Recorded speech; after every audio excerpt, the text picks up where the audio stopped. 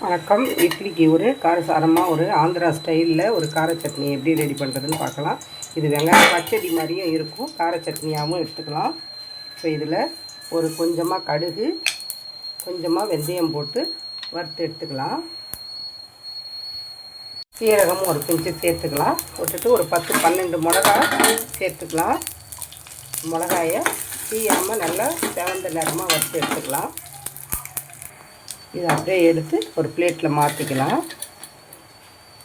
இந்த கடுகு வெந்தயம் இதெல்லாமே சேர்த்து இதில் நான் மாற்றிக்கிட்டேன்.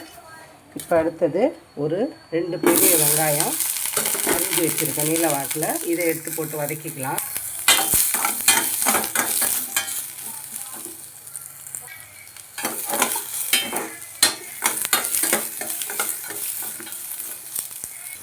இந்த வெங்காயத்தில் கொஞ்சம் உப்பு சேர்த்துக்கிறோம், அது வதங்கிறதுக்கும் சேர்த்து. அதுக்கப்புறம் ஒரு தக்காளி, கொஞ்சமாக ஒரு சின்ன நெல்லிக்காய் சைஸ் அளவுக்கு புளி, இதையும் சேர்த்து நம்ம நல்லா வதக்கிக்கலாம்.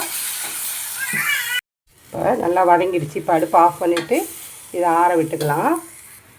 இப்போது இந்த மிளகாய் கொஞ்சம் ஆறிடுச்சு. இதை மிக்சியில் முதல்ல போட்டு குறப்பாக அரைச்சி எடுத்துக்கலாம். கடுகு வெந்தயம் மிளகாய் வறுத்தது எல்லாத்தையும் சேர்த்து போட்டு அரைச்சிக்கலாம்.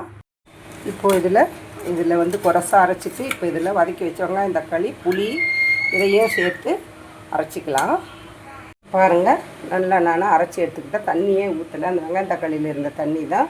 நீங்கள் 10 நாள் வரைக்கும் எடுத்து வைக்க போகிறீங்கன்னா தண்ணி ஊற்றாமலே அப்படியே இதை தாளித்து கொட்டி வதக்கி எடுத்து வச்சுக்கலாம்.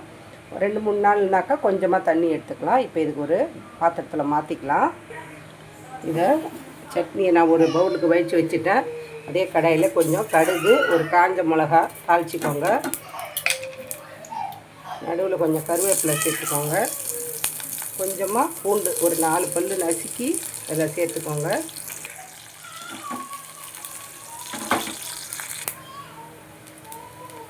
கொஞ்சமாக பெருங்காயம் சேர்த்துக்கலாம்.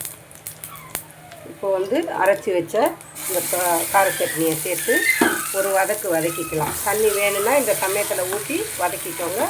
நான் கொஞ்சமாக மிக்ஸி அலசின தண்ணி ஊற்றுறேன்.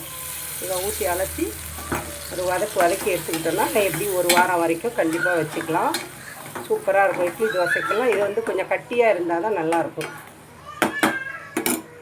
அதான் நம்மளுடைய ஆந்திரா ஸ்டைல் கார சட்னி தயாராகிடுச்சு.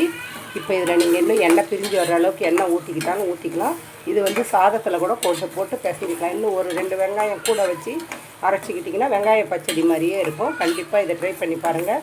பிடிச்சிருந்தால் லைக் பண்ணுங்கள், ஷேர் பண்ணுங்கள். கதம்பம் 2.0 சப்ஸ்கிரைப் பண்ணுங்கள். பக்கத்தில் இருக்க பெல் ஐக்கானை அழுத்துங்க. வாழ்க வளமுடன், நாளும் நலமுடன்.